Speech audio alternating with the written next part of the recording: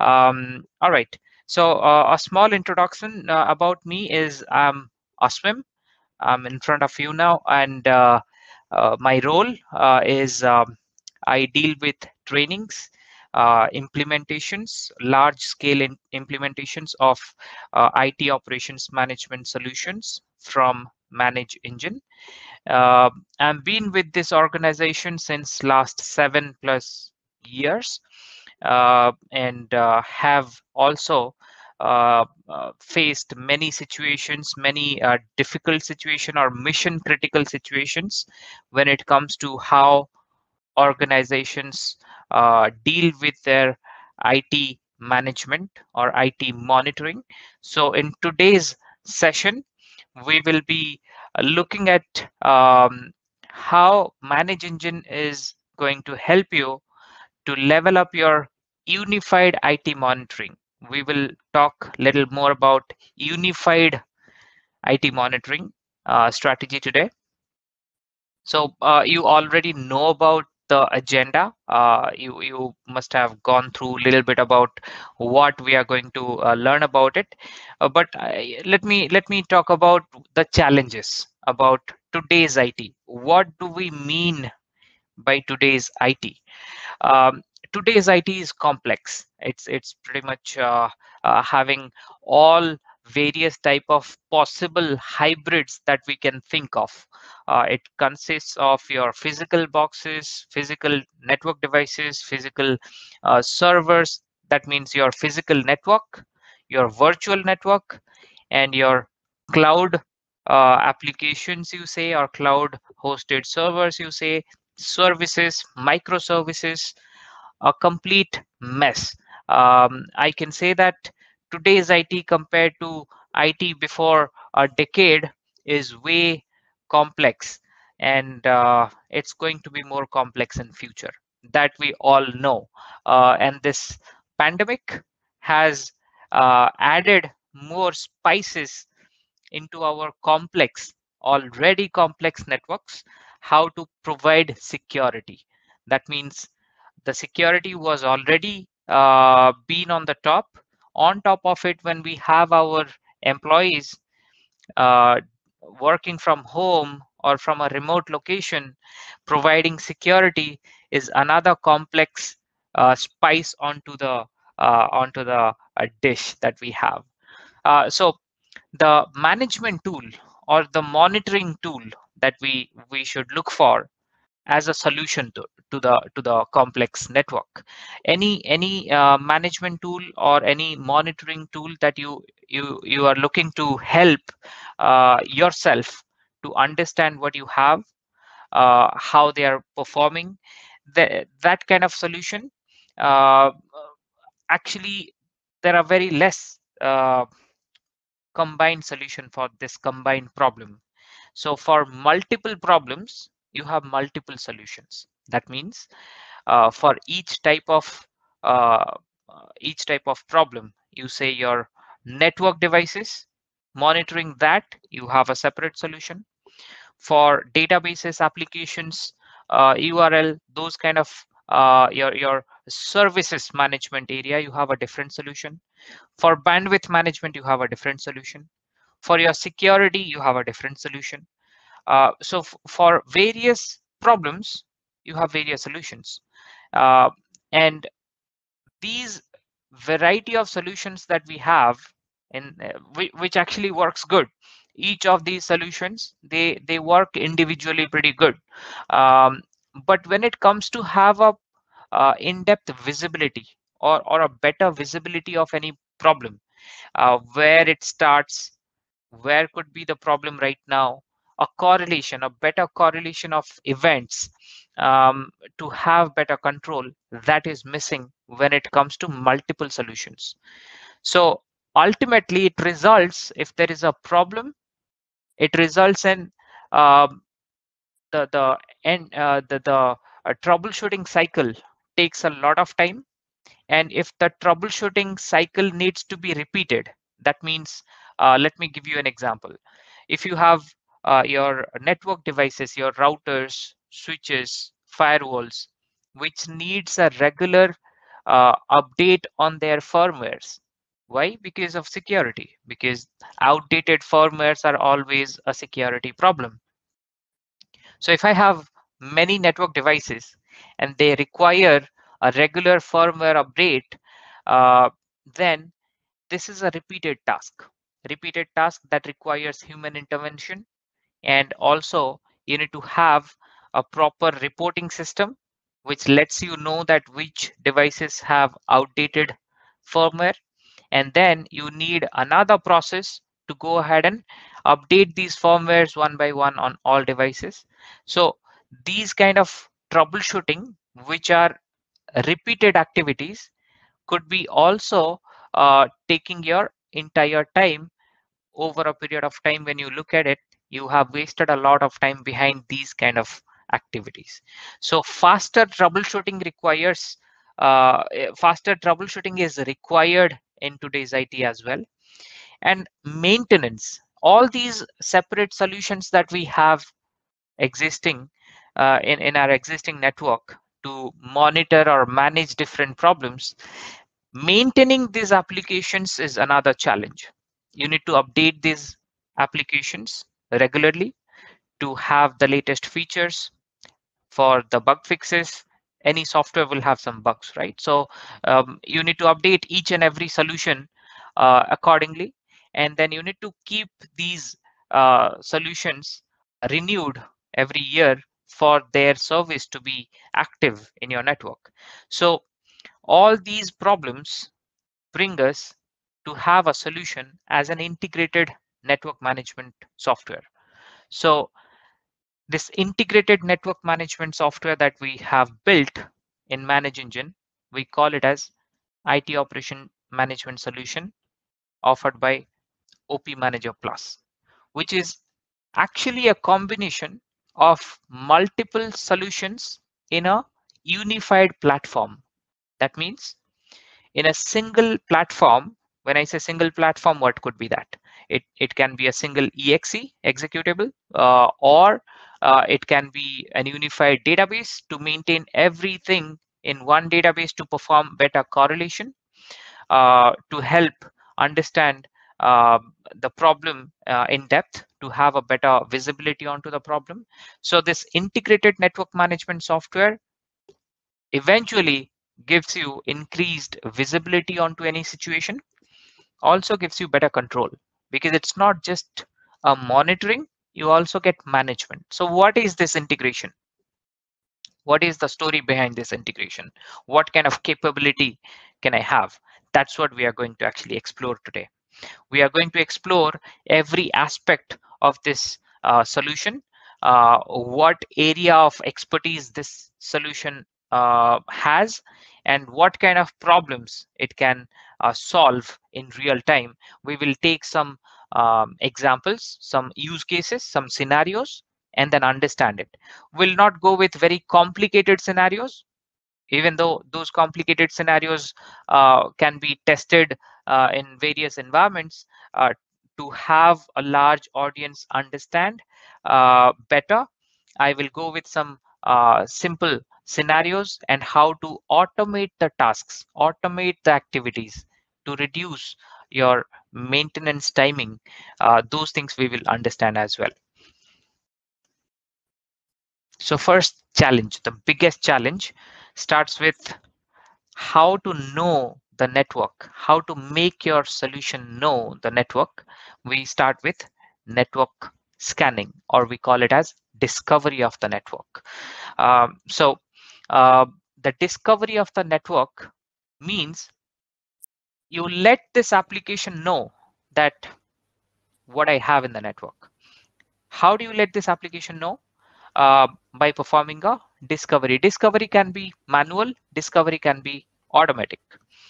So I will come with 5 Ashwin, tips sorry for how to interrupting you. scan the network. So we'll start with uh, how to perform our discovery or scanning of the network with 5 tips. So this discovery process starts with credentials or creating accounts. So let me keep something very clear here, that this OP manager or operations manager that we are talking about, this is predominantly an agentless solution. That means it does not require you to install a piece of software on every target device to monitor them. It's predominantly masters in that area.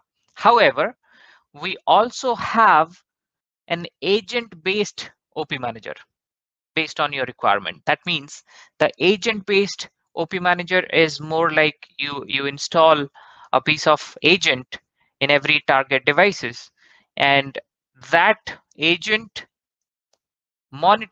captures the information and then pass it to the OP manager installed machine with the parameters that you are looking to monitor. However, the predominant usage of OP Manager goes as agentless. So how do we monitor that? With some protocols. For example, uh, Windows machines we monitor with WMI. We prefer to monitor with WMI. When it comes to network devices, we prefer to monitor with SNMP.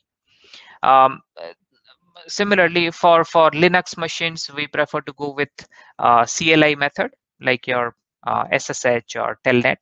And then for various type of virtual environment, like your VMware, then your ESX, uh, then your Citrix devices or your storage devices, for various other type of devices, the credential profile goes accordingly. Whatever the suitable credential goes with suitable protocols, that will be selected. So all the entire discovery process or scanning of your network starts with creating accounts for admin users, and then configure the credentials with their appropriate protocol, and then provide the device detail, and then check its availability with ICMP or TCP, and then automate this task. Automate this task in the sense, automate the task with what needs to be monitored once the device is discovered, what needs to be monitored from that device, CPU, memory, hard drive, whatever it is. And then automate the device discovery process itself. That means in future, when you have more and more devices getting added into the network, you don't have to repeat this task manually anymore. Just automate this discovery process so that it'll schedule itself every week, every month, every 6 months. You can schedule this task. So you automate the whole discovery process as well. So let's look at this application GUI, how easy it is to perform this task. So once you install this OP Manager, uh, OP Manager's GUI will give you this option of settings, discovery.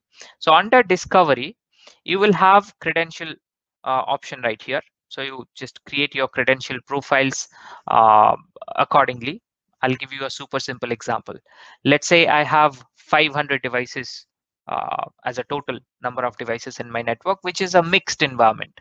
That means out of 500 devices, I may have 200 Windows servers, 100 Linux servers, uh, and then some VMs with their host and vCenter. You take it as that, and then I have some network devices, some switches, routers, firewalls, load balancers, some CCTV cameras, some printers, blah blah. So many.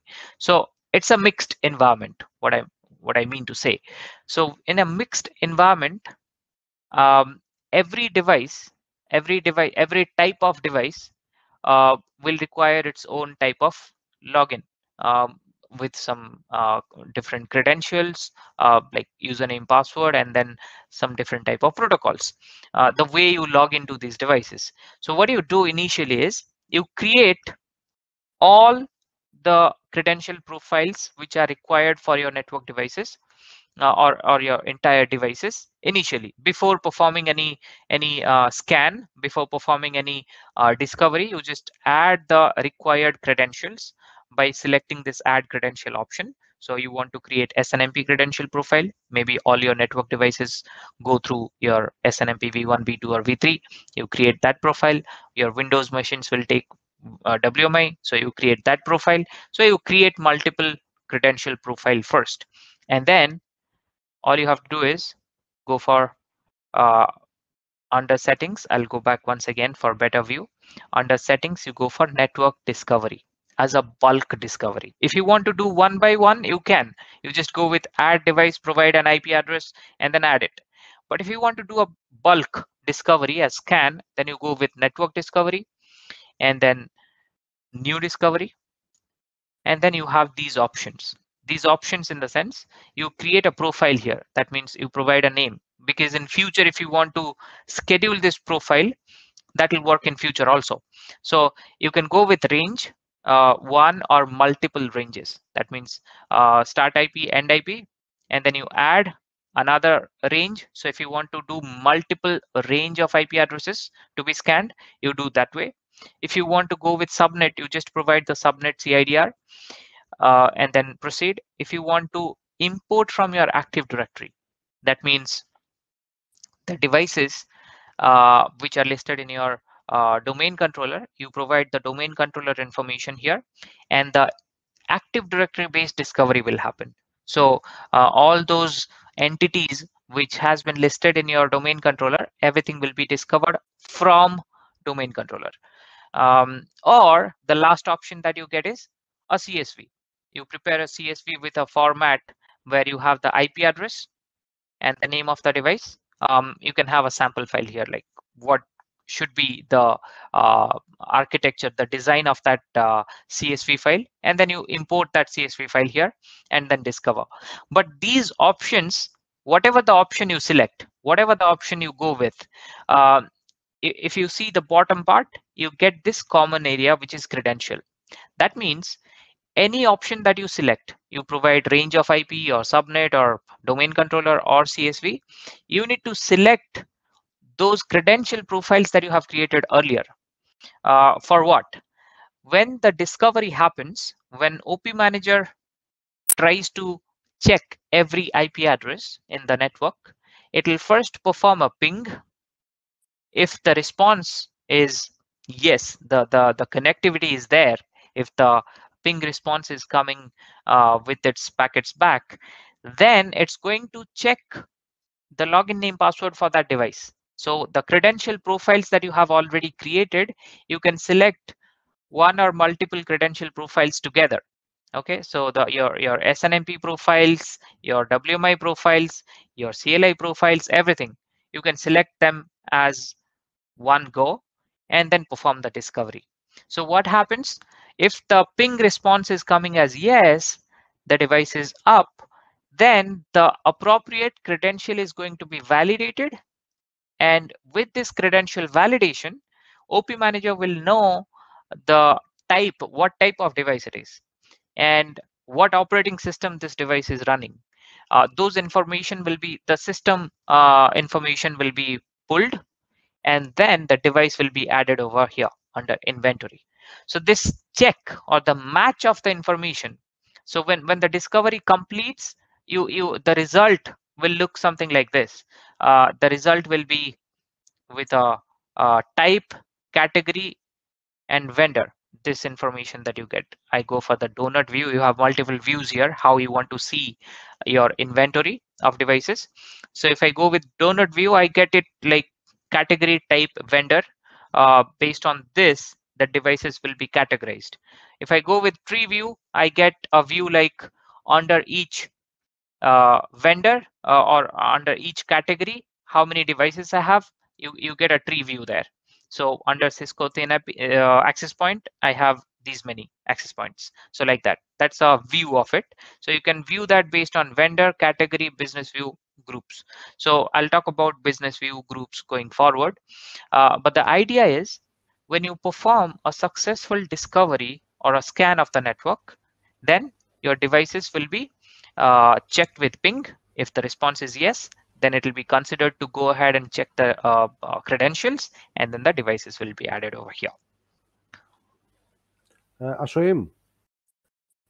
Yes, before you proceed, I have a question here for this particular yes, go ahead. Point. So what if the device has a local firewall and there is no ping reply? Okay, so if the ping reply is not there, you can still add the device. You can still add the device because ping is not the only way to add a device. You can still manually add the device. You have the option of add device right here, right? One by one devices settings. If you have imported via CSV, or if you add the device right here, even though ping does not work, the device will be added, but it will not be monitored state. So what you can do, the alternate method of ICMP or ping, we can monitor that using TCP port check. So you can provide a TCP port.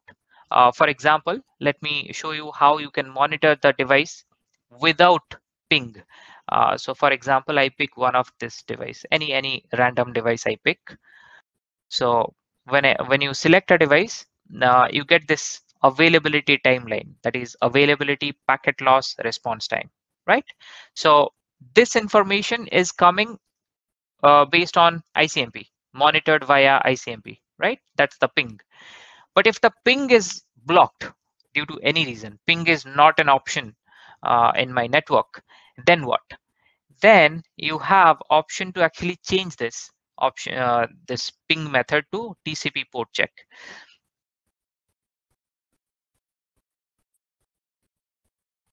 There it is. You have TCP option. You can monitor via SNMP also. So the alternate to ICMP is the TCP. It will ask you a port number, a TCP port number that is open. So you need to have this TCP open with that port. So any TCP port that you provide, that needs to be open. Does that answer the question,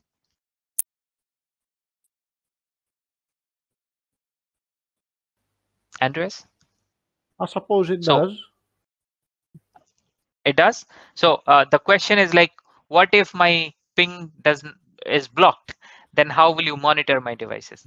The answer is alternate, Mhm. that is TCP, and also using SNMP you can monitor that.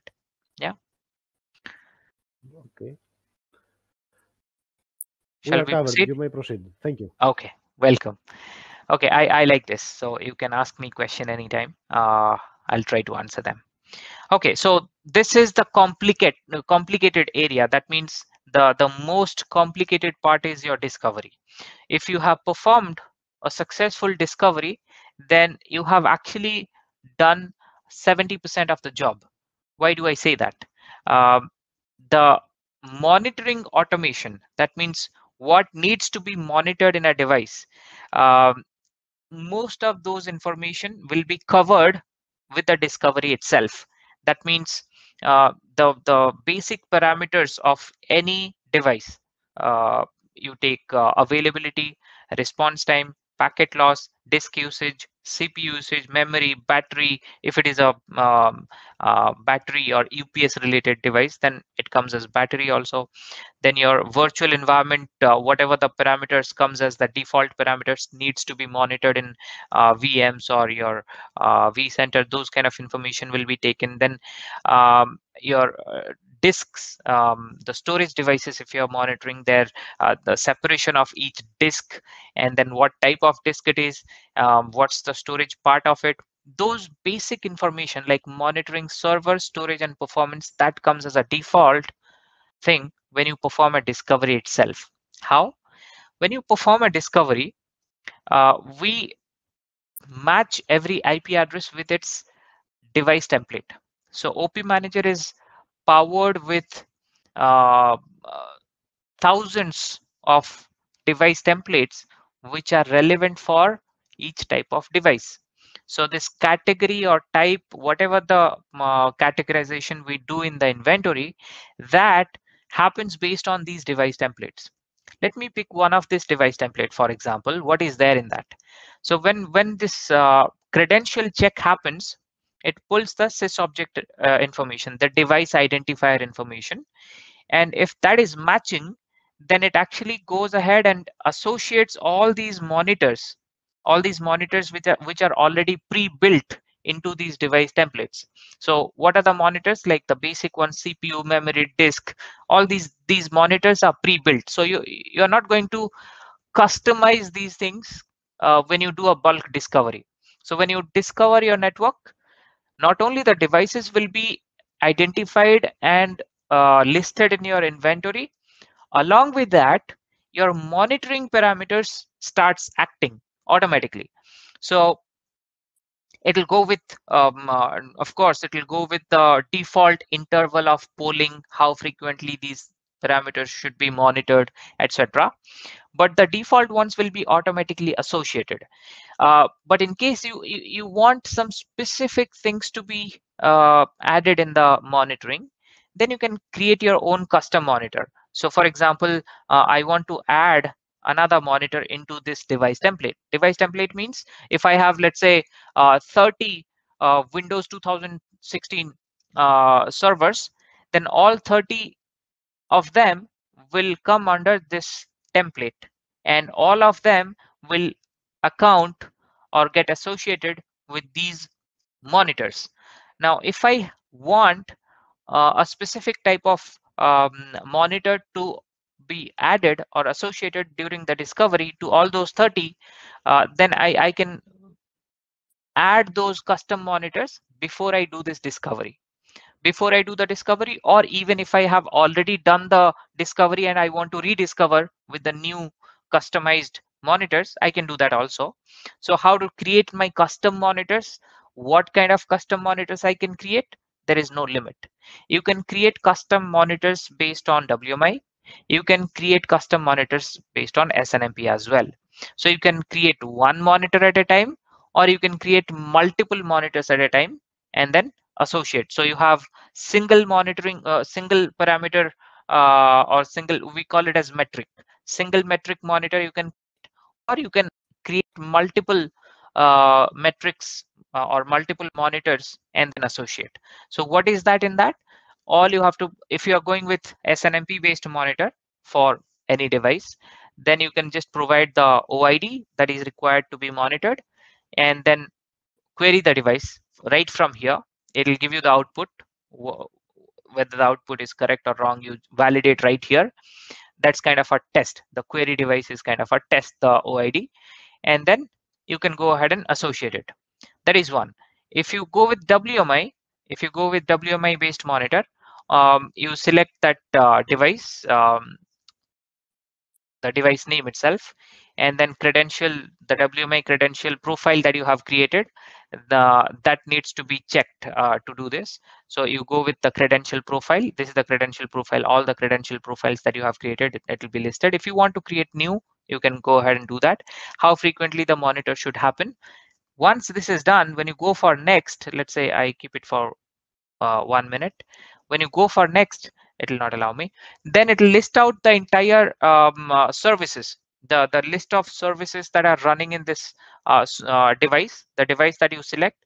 It will list out the entire thing, and then you pick what all the things you want to monitor from there. So you can do this way also. So custom monitors, once you create, then you can associate it to your templates, and then you rediscover the entire process, entire device, or the number of devices you want. So here a complicated question comes. Question could be, what if I have already done a discovery and I have some SQL servers, or I have some domain controllers. I want only few of my critical servers to have a particular monitor, not all of them. How do I do that? And in future, when the rediscovery happens or new discovery happens, it should not mesh. It should not mess my existing configuration. How do I do that? For that, we have something called as a rule engine. The rule engine system helps you to associate appropriate actions, not just monitors, actions when the discovery happens. So the when you go to settings, you will get a rule engine. In the rule engine, I'll show you the rule engine. Yeah, discovery rule engine. So in rule engine, you have some existing templates or existing actions here. So for example, um, add MS SQL monitor. If you go and check this, what will be there? Whenever you do a discovery, If OP Manager identifies any server has MS SQL running, then it will automatically associate the required MS SQL specific monitors apart from your CPU memory, the generic ones, apart from them, the required MS SQL based monitors, let's say your query execution timing, they are specific to MS SQL or database monitoring. So MS SQL based monitors should automatically be associated to those machines where you have MS SQL running, not to different machines. So that kind of actions you can have as a rule engine template, and this template can be associated with your discovery when you perform a discovery. So anytime the new discovery happens or rediscovery happens, it's not going to mess your MS SQL servers, whatever monitors you have associated. So this, here you get some criteria, like category should be what sort of devices. Category equals to, you can add a category. Category is what? Category is like uh, server or switch or router, that comes as a category. So those kind of information you can provide. And then what kind of action you want, set an action, associate a process monitor or service monitor or a file monitor or folder monitor. So let's say OP Manager identifies a file server, then your file monitor metrics should be automatically associated. You can set that kind of action. So this rule engine makes your discovery process more smarter. All you need to do is play with that functionality. You'll get more questions. So you can make your simple discovery, simple scanning process more and more complicated or smarter, I would say, using this kind of process. So that's something we discussed about more in detail about discovery or scanning our network. Now let's understand with a small scenario. What if there is a slow performance on a critical server or application? What happens? So the situation is a funny situation. If there is a slowness identified, who is the one identifies it at the first? Most of the time, it's the user who identifies before the network admin. And then the user complains, saying that, okay, this application looks to be very slow. Uh, Help me. So network admins, when you have various monitoring solution, one for your network team, one for your server team, one for your security team. In this situation, what happens? There is a quarrel happens. That means application is slow. So it could be network. The problem could be lying in the network side, maybe slow bandwidth, or application is slow.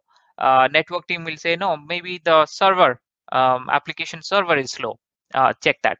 So to understand the root cause of the problem, it goes as a blame game, this side or that side. So that's something not good for the user's own experience. User's experience should be, okay, application is slow, that should be fixed. Now, if, what could be the reason? Either the network side or the application server side. If it is application server side, the problem lies in the application server side, then what could be the scenario? Maybe CPU spike or memory spike or hard drive spike. The hard drive has been full or something like that. So these kind of metrics, the key performance metrics, which could be the reason why an application is slow. When you go with CPU, then you have CPU utilization, privilege time, top process, blah blah, all those kind of metrics comes as a minute metrics under that. But the root cause could lie in these scenarios. Now let's understand, if what if this is due to hard drive. The hard drive is 90% full, and it's going to kill the hard drive in some time. So to troubleshoot from the perspective of network admin, identify a problem, that identify the problem. Why is it CPU high, memory high, drive high? What is the problem? Identify that, then take some necessary action to solve the problem. Then confirm that you have solved the problem, confirm it. After that, make proper documentation for future. So maybe the network admin today solved the problem is not available for the next time if the same problem happens. So have proper documentation. And one more thing hidden right here is, what if this problem happens in future, how you're going to tackle that repeated situation. What if there is proactiveness? I mean to say, how do you deal this kind of situation for future in a proactive manner? So that's a cycle, troubleshooting life cycle that we consider, that find, fix, confirm, and then prepare for future, proactive. So identifying a problem lies in these various metrics for this slow performance for the application, CPU, memory, all these things. Um, but identifying the problem one time is one thing. Identifying the problem every time, if the same problem happens, is another thing. So your solution, the for example, in this situation we are talking about OP manager. So OP manager should not just be able to identify the problem at that time. It should also be able to proactively identify if this kind of scenario is going to happen in future, and it should notify prior to that, notify via email or take an action if you want that automative action to happen. So identify problem is a recurring activity. It's not just one time activity. um, and then taking an action also, it's not one time activity, that is also a recurring activity. How? um, if the admin has identified the problem, okay, this is the problem, the hard drive is the problem, or CPU or memory is the problem this time, then there is a standard protocol to go ahead and fix the problem. That is one thing. And then you fix that, and then you run it as a maintenance task. That means if a problem happens now, the problem may happen in future. So there should be a maintenance cycle set for the same issue, so it should not happen in future. So this kind of activity helps in a proactive network monitoring or network management system. So what we can do using OP Manager, we can identify, the basic job of OP Manager is to identify a problem, because it's a regular monitoring that you are doing every 15 minutes, every 30 minutes, or whatever time period that you set. OP Manager keeps monitoring the parameter, CPU, memory, hard drive, drive by drive, or file, or folder, or service, or application, or URL, anything. So these things are getting monitored in a lively manner. But if there is a problem happens, then you go ahead, clear the disk, fix it. To How do you fix that? You can manually go ahead and fix that, or you can set an automated flow chart in OP Manager as a, we call that as a workflow. You can set a flow chart of actions. So OP Manager itself can go ahead and do some action. For example, for this scenario, if the disk space is 90% full, so you can set the first action as check the free space, check the free space in that particular drive, and then delete older files. You can set the older file, for example, anything older than 100 days or 300 days. Delete the older files automatically using OP Manager, not human. Then compress the older files. Whatever below, let's say you either go ahead and delete anything over 100 days or 300 days, or you go ahead and compress them, or do both of them, and then check the new free space. If that's correct, then go ahead and repeat the task. Repeat the task when? Every month, every 3 months. So this flowchart that you set, it's going to work as per your schedule. Every month, go ahead and check the free space of every drive, and then delete the older files or compress the older files, and then check the free space. So you maintain this as a regular basis. So this kind of flow chart or action based flow chart, it's just one example. If I give another super simple example, let's say you are running IIS service, your web server, and in case the web service goes down, you want OP Manager to go ahead and automatically restart it within a minute. Because if it goes down, OP Manager will trigger an alarm, and that alarm will go ahead and trigger this action that go ahead and restart it. So there can be many more scenarios, there can be many more use cases, but the purpose of expressing this thing is, if you have a problem today, don't take it as just today's problem. Take it as, why not this becomes my regular maintenance activity. So this problem should not happen, because if you do this regularly, you at least avoid that level of risk. Maybe there could be some other risks, but this risk you are avoiding. So that's the point of discussion here. To set up your workflows, I just want to show you how you set up your workflows. If you go to this workflow, you add new workflow, and all you have to do is drag and drop your actions that you need. For example, this IaaS service situation I was talking about, how do I do that? So that comes under Windows services. So I want to restart a Windows service. I bring this, okay, whatever, and then restart the service. And which service? Here, when you have it in your live situation, you will find uh, the list of services where you can pick your IaaS service and then click on OK. After creating that, you go for next step. In the next step, on which device or which server you want this action to happen, you can select that as a device or as a business view. Business view is nothing but a logical grouping of devices. You can create group of devices. How does that help? If you have multiple location, each location has some 20-30 devices or 100-200 devices, you create a group of it, name it as site A, site B, blah blah.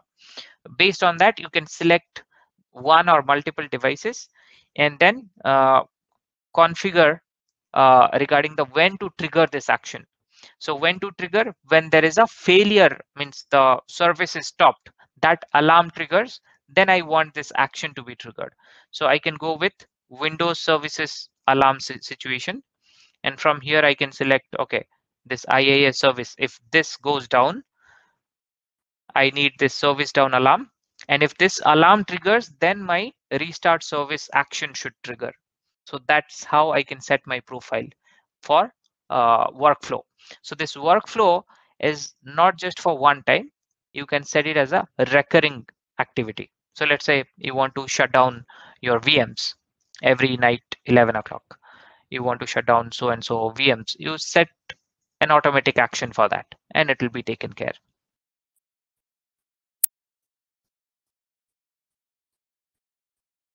Now that part was about your server side. What if the problem, the performance problem lies in the server side?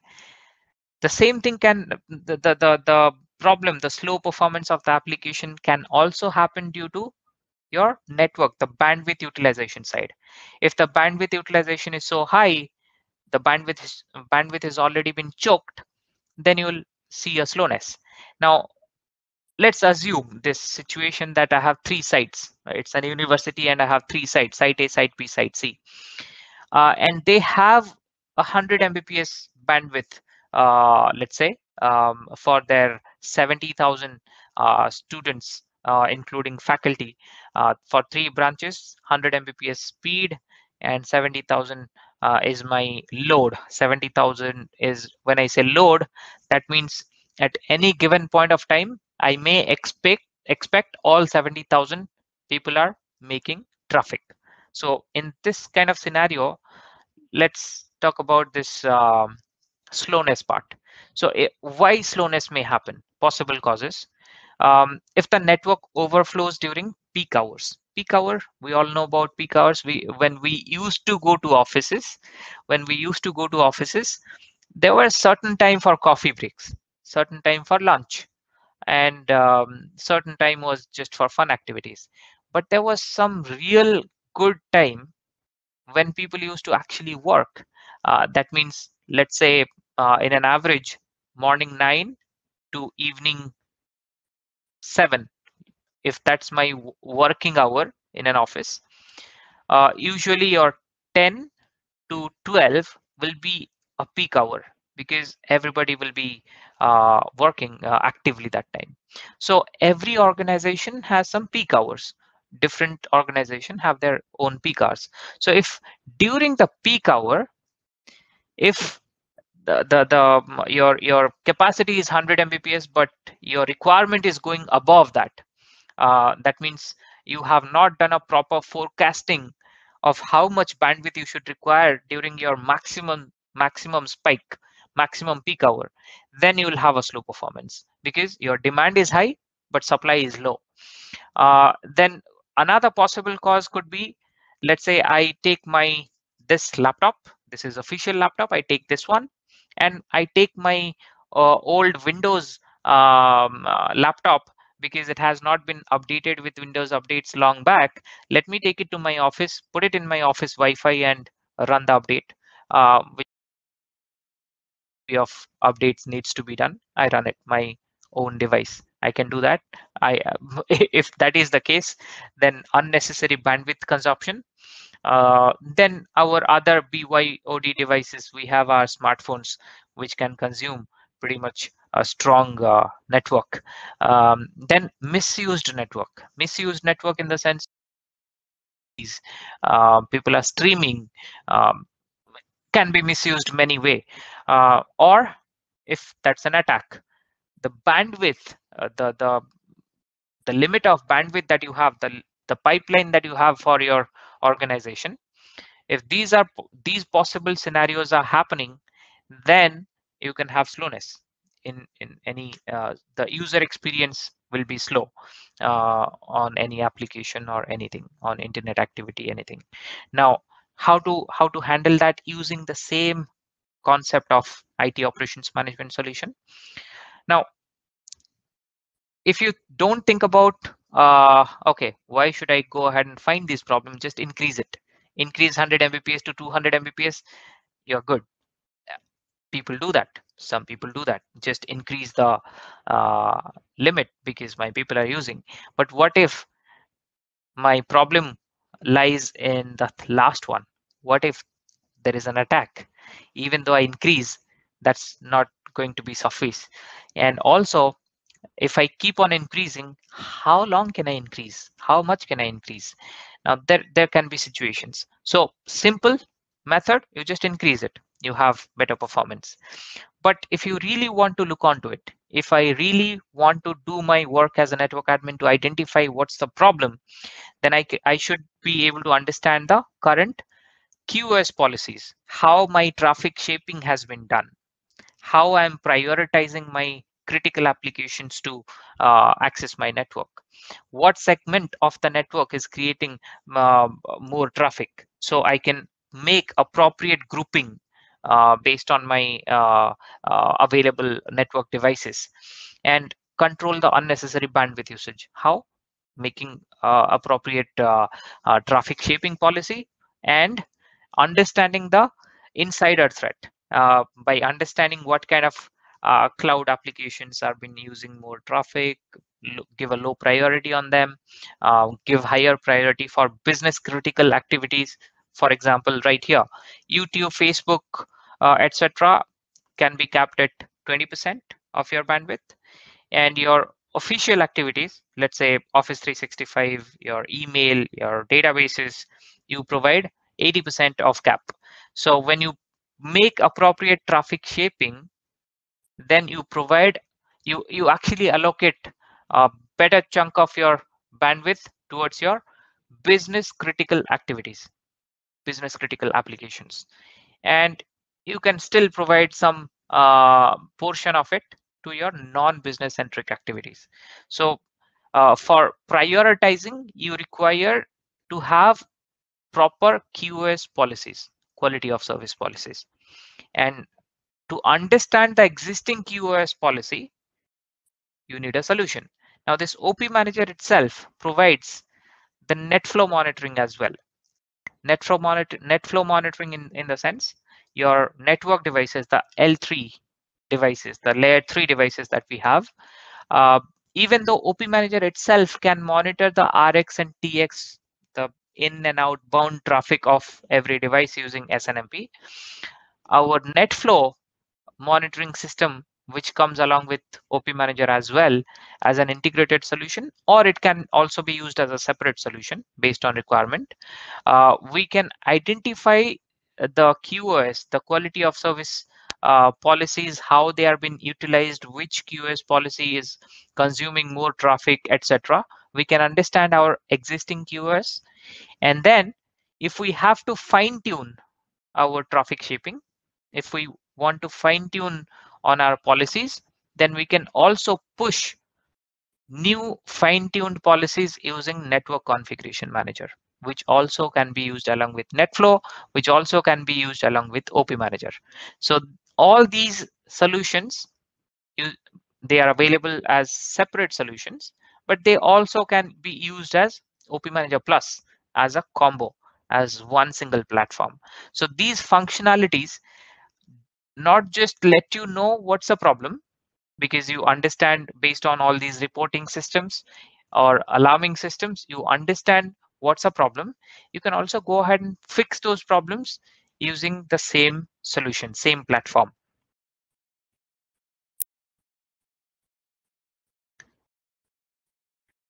Now the attack, the last option that we had was, what if my network is under attack?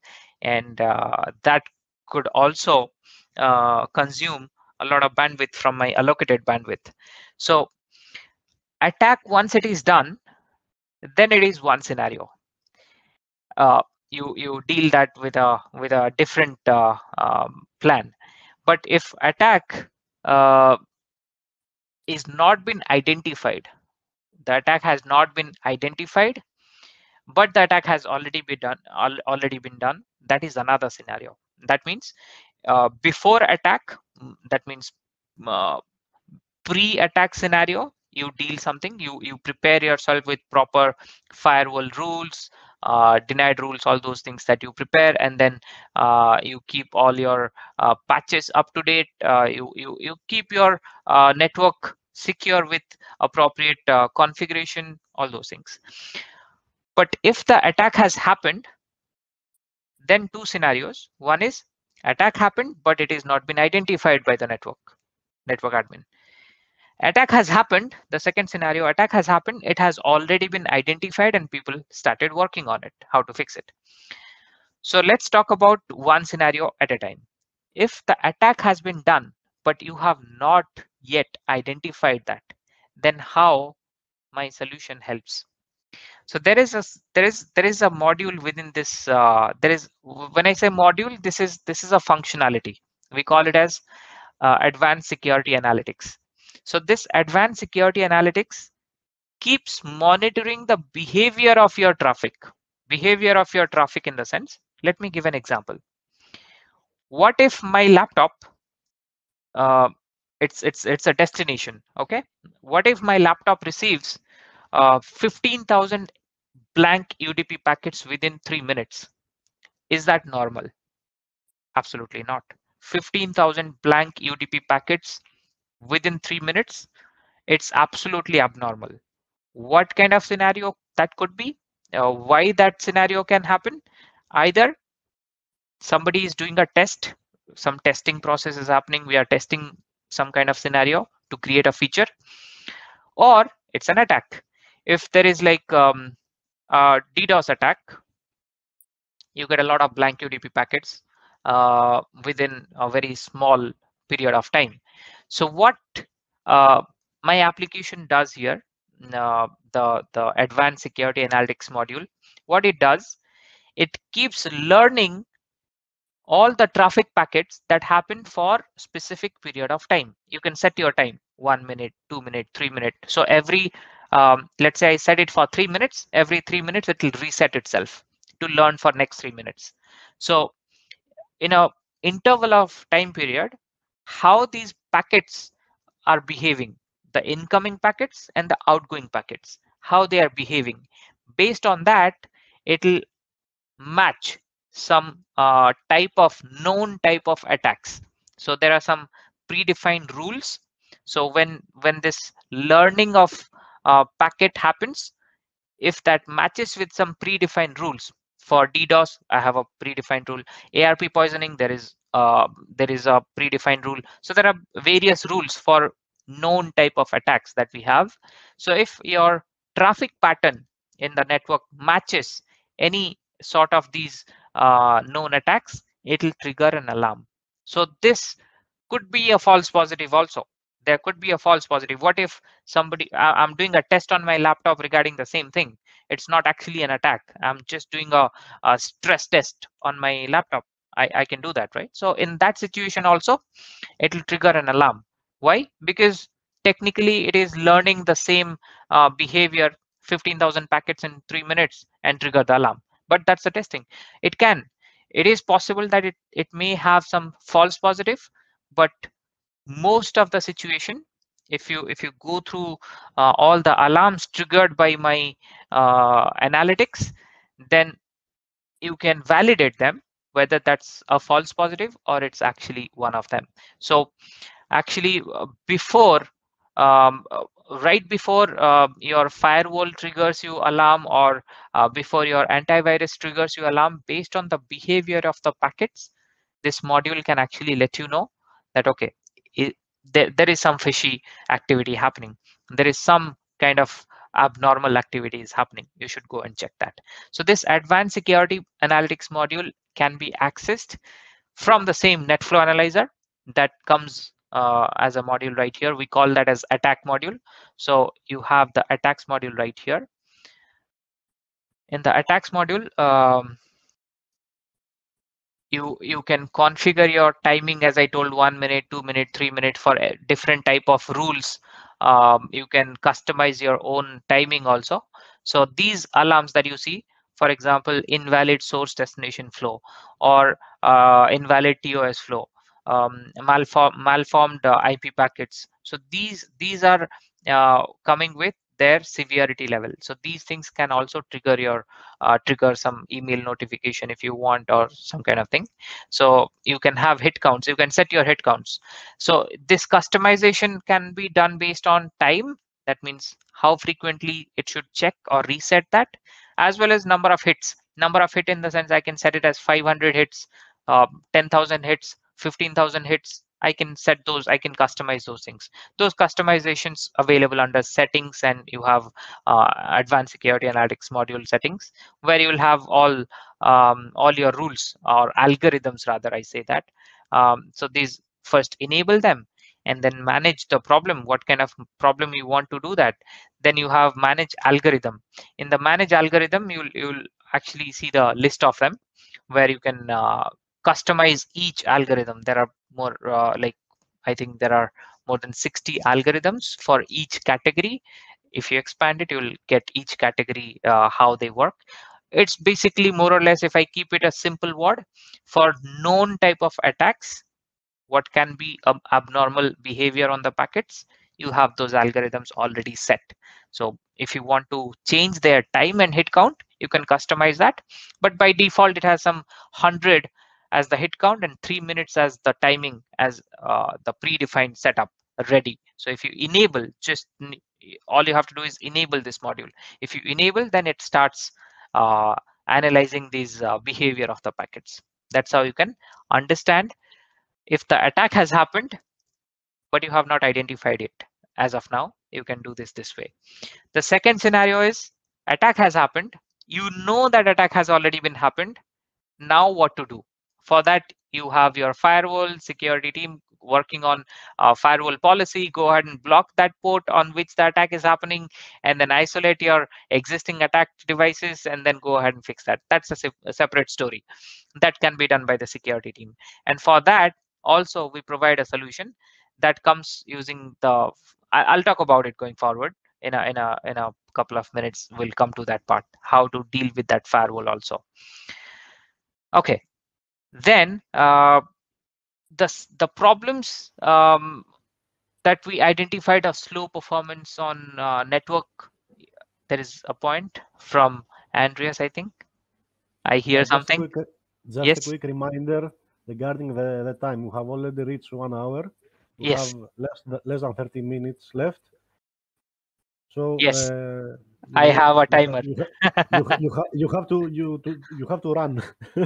Yes, we are almost done. I think we are almost done. We have just some topics on the NCM, and then we have something Mhm. on firewall, and then we'll go for question answer.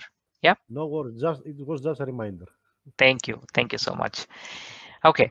So we'll talk about something that configuration. The network devices configuration plays a major role. How we manage them. The network devices disaster management system. That means if any unauthorized configuration change is happening, how do we deal with that? Because that can play a major role on security as well as major role on the overall performance of the network. A small change can also make a big disaster. So how do we deal with that? So this solution, the ITOM solution, also comes with network management, network configuration management, where it actually backs up the entire configuration and stores them in an encrypted format. So the entire configuration of your network devices, it can be switch, router, firewall, load balancer. So the backup happens using CLI, and then after that, if anybody is making any configuration change, it can be via the OP manager system, via the NCM system, or via any third party tool. Let's say you use Putty, or you log in into the device console itself and make a change. All the changes will be tracked and trigger an alarm stating that this user has done this change at this point of time. So this change management cycle, who, when, and what change has been done, this will be maintained as a historical information. Why is that? Because this helps us to understand at which date, which time, what was our previous configuration before the change, and after the change, what has been changed, how many lines from the configuration has been deleted, how many lines has been added or modified. These information are maintained so that in case there is a disaster happens due to any small change, there is a problem happens, the same system, the NCM system, can help you to roll back the entire configuration to the previous configuration. You can roll back to previous configuration. You can roll back to a baseline configuration.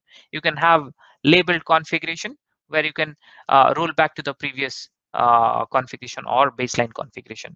It can be a running configuration. It can be a startup configuration also. So managing the entire configuration will be dealt using your network configuration manager, where the same system, when you do your discovery in OP manager, the same devices, the network devices, will be automatically discovered for this NCM as well, network configuration manager as well. And all they require is your login name, password, credential, and then they'll start doing their job. It'll be a scheduled task to back up and store them so that in future, if you have a disaster, recover easily. That is one. Then you can also check your compliance. So it gives you a custom option to check your compliance policies. If you have some standards, if you are following some standards, then you can check the compliance policy with their what rules have been violated, what lines of the configuration are violating my compliance policy. Those kind of check you can perform, and you can also remediate them. You can use some method in NCM called as configlet. We call that as configlet. It's kind of a scriptlet. You can prepare a script for any kind of problem. For example, you have 100 devices, 100 Cisco IOS routers, and you want to upgrade the firmware, all of them, all 100. You don't want to do it one by one. You just want to create a script of it, then select 100 devices, all of them, and push it. Then the same process, whatever you have in the script, will be executed one by one and confirm that okay, whether it has been successfully passed or not. So such kind of activities, we take it as a remedial action as well. And then you have something called as RBAC, role based access control. That means um, in order to prevent the unauthorized change, what is authorized, what is unauthorized, as per ITOM, as per NCM, if you perform any change on configuration using our solution, in the sense NCM, network configuration manager, that will be considered as authorized change. So why is that? Why do we consider that as authorized change? Because the whole system, this OP manager system, can be controlled with some user profiles. That means if you go to settings, you can create some user accounts, admin or operator, you can create some accounts here who will have access to this application alone. That means if I create an admin account within OP Manager, that means that account has the access to OP Manager alone. That doesn't mean the same account has access to the router or the switch or the firewall that I have in the network. That has a different account. So when I use NCM along with OP Manager, I can provide authorization for these accounts that I have in OP Manager, whether they can perform a change or not. That way I can control the changes that are happening on my network devices. But apart from that, there are third-party tools like, for example, Putty. You can log into a network device using Putty if you have the username password of that network device. Log in and make a change. I don't want that to happen because I cannot track the changes. I cannot prepare a report at the end of the month that who has done what changes. So if there is any change made using any third-party tool apart from NCM, NCM detects that as well and marks it as a unauthorized change. And any other changes that you do within NCM, you use this OP Manager system, NCM system to make the changes. That has two levels of control, one in the administrator level, one in the operator level. So the operator will not be able to make a change directly. It needs an approval from the administrator. So the change management system, when you go to network configuration managers, uh, config management, change notification. So the changes that you perform, the changes that are created by the admin itself, um, usually I'll give you this flow. Here I have a flow. So for example, I'm an admin. Andreas is an operator in the same OP Manager. Andreas wants to add some SNMP configuration into a particular switch. So what he can do is he can write the required configuration lines, write the lines, make a template of it, and raise it as a request to be approved by the admin, who is me. So the moment Andreas set this template, it will trigger an alarm to me saying that there is a template waiting for approval. So I can log in to OP Manager in using my admin credentials, and I can verify the same, whether it has to be approved or rejected, and then I can proceed. So this cycle we call it as role-based access control. So everybody will not be able to change even within OP Manager. So this is how you control within OP Manager. But apart from OP Manager, if somebody is having the credential and performing a change, then that will be automatically considered as unauthorized change. And you can set it as an automatic rollback. That means I do not want that change to happen. I can set it as a rollback. Or even if that's a successful change and I want to maintain it, then have an alarm that whether it is uh, valid or invalid. Based on that, I can approve it. Approve in the sense that will be considered within NCM after a verification. So this whole concept to prevent unauthorized changes with an approval process or authorized unauthorized validation that is required to avoid any unwanted problem. So managing firewall, I was talking about the security part, one of it, but firewall is much more than just the security part, because the policies or the rules that we create in the firewall that not just allow or deny, it has many more things. Your VPNs are hosted there, your internet activity, your attack, virus, everything is the firewall rule configurations, how weak they are, many things are there. So this ITOM solution also provides you a firewall analyzer module, which helps to not only monitor your traffic activity, also it checks your configuration, how strong your firewall configuration is. So more or less, to keep it simple, how secure your firewall itself. Firewall is giving me security in the network, but how secure the firewall itself. To do that, we go ahead and audit the firewall rules. So how many rules you have, how many total number of rules you have, how many are allowed, how many are denied, then how many are unused rule we have in the network, how many are unwanted rules we have, like redundant rules or shadow rules, those kind of things. So you do a rule audit, and also you do a compliance check. Compliance check in the sense, based on your PCI, ISO, uh, NIST, HIPAA, GDPR. So you have many more, SOX, NERC, NIST.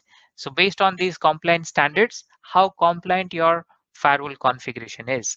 Those kind of checks you do it within the same system, firewall analyzer. Uh, so traffic analysis is one part of firewall analyzer where you find out the top talkers, live bandwidth, blah, blah, all those kind of traffic activity. Then you get some VPN activity. If you have some remote client VPNs and you want to monitor which VPN user is spending more time, the duration of the VPN session is longer, track the session detail and find the top VPN users who is consuming maximum VPN traffic, those kind of things. And also your VPN trend, which hour of the day, which day of the week has maximum VPN connections. So you can have a better forecasting. Those kind of things you can monitor using firewall analyzer. And the PCI ISO thing that I just discussed, that the compliance standard reports will help you to understand if you have any weak configuration in the network. And it also continuously monitors the rule changes. So if there is configuration changes one part, but rule changes or misconfiguration, those are critical. Those are mission critical. Actually, those rule changes, or let's say you have a production firewall and you are making a rule change without doing a risk analysis, that's actually a bigger problem. So you never know that what kind of problem it may create with your security, the entire network security. So we offer risk analysis as in the firewall analyzers rule management. You get this option as impact impact analysis, where when you simulate a rule, that means before writing in the production firewall, you just simulate a rule.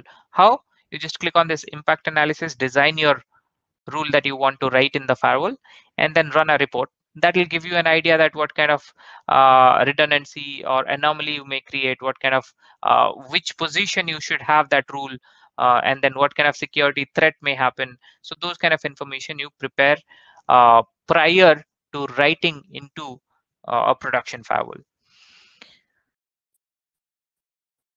Then you have some visualization, various visualization with maps, like layer 2 map to draw your topology map of your network. Then you have something called as rack view and 3D view. If you want to demonstrate your data center in a 3D view, so that if any device, for example, you see this 3D floor view where you see there is a red dot, that means which row and which rack of my data center, on which slot I have a device with some problem.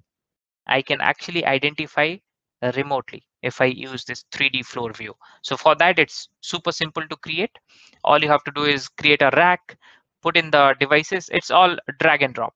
That means when you access this OP manager under maps, you have this rack option. You create multiple racks and then put those racks into a 3D view. So when you create a rack, all your devices will be listed here. All you have to do is drag and drop the devices onto each slot, how it is. You have a front view and a rear view, how you want to see them. And then once you create your racks, put them in the floor view. Floor view is right here. You create a floor view. So you design your data center virtualization right here. Virtual data center kind of thing, you can say that. Then you have other view option as live knock view.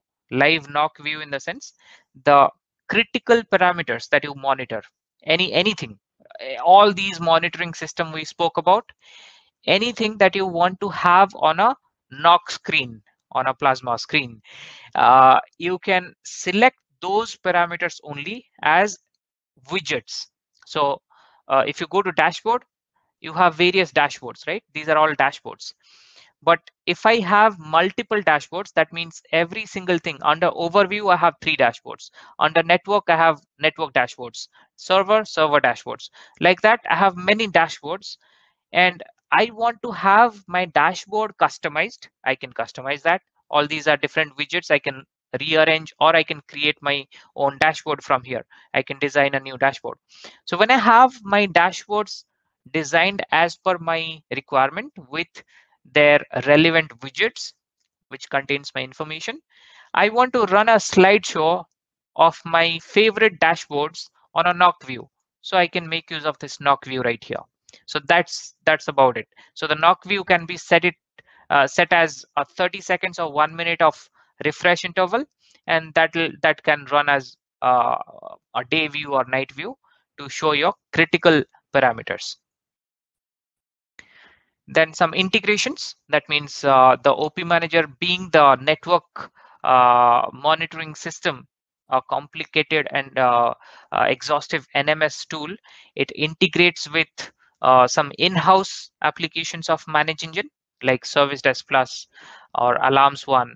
Um, then we have various other tools like Desktop Central, then service your MSP level of integration that we bring. So we integrate with our own in-house tools as well as some third-party tools. For example, ServiceNow. Then you take Slack for easy communication, like sending instant messages. For alarms, let's say there is some alarm and I want to trigger it as an instant message, then I can have the Slack integration if you have Slack. Definitely. We don't provide the Slack license though. And then you have REST API. We provide the REST API for post and get, both type of operation. You can perform various operation using REST API itself. So overall, keeping as a small summary, being a lot of features, if I speak about features, it may take 3 days to complete this solution. But if I want to bring it to a very small summary, to get rid of your IT infrastructure's blind spots in the sense any kind of problems, if you have a powerful solution, but they are individual solutions, then you get less visibility. So to get rid of IT infrastructure of blind spots by deploying OP Manager Plus as a whole, the integrated solution, it gives you unified approach to IT infrastructure management. That is one thing. That is, you bring everything together. You bring all your teams together. It's no more a blame game between network team, security team, server team. And then maintenance footprint, that is one more thing. That is also business critical. How much money do you spend behind this? So first thing is simple and a single licensing model. That means when you go for a licensing model, it should not be complex. I should be flexible enough to go ahead and make use of my licensing components as I want and as my network evolves. So it gives you a simple single licensing model for multiple critical IT operations management process, including performance management, that is your virtual or physical devices that you have, and then IP addresses, switch ports, bandwidth, configuration, firewalls, infrastructure compliance management, all these things together. So you get a simple and easy licensing model, which also keeps things uh, in a budgetary manner. I can say that because we know that um, the business in the whole entire world requires a better budget now since 2020. So it helps your pocket as well. So better unified solution with easy licensing. That's my summary for IT operations management.